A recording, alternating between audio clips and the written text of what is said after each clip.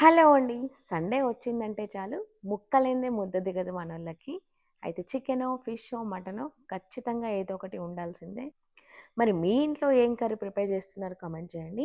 నేనైతే చికెన్ చేస్తున్నాను కాబట్టి కొద్దిగా ఆయిల్ వేసుకొని పచ్చిమిర్చి, ఉల్లిపాయలు, కొద్దిగా పుదీనా, బండపువ్వు, బగారాకు, ఇలైచీలు, లవంగాలు వేసుకొని మంచిగా కలర్ వచ్చిన తర్వాత బ్రౌన్ కలర్ వచ్చిన తర్వాత ఉప్పు వేసుకోవాలి. తర్వాత అల్లం ఎల్లిగడ్డ వేసుకొని కలిపేసుకొని ఇందులోకి వాష్ చేసి పెట్టుకున్న చికెన్ వేసుకోవాలి.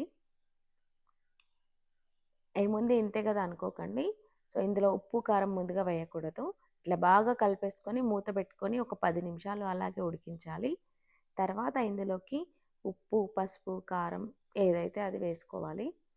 ఇట్లా వేసుకొని ధనియా పొడి కొద్దిగా వేసుకొని సో బాగా ఉడికించాలి ఒక 15 నిమిషాల పాటు. లాస్ట్లో ఇందులోకి ధనియా పొడి, కొద్దిగా కుడక పొడి వేసుకుంటే చికెన్ రెడీ. Thank you.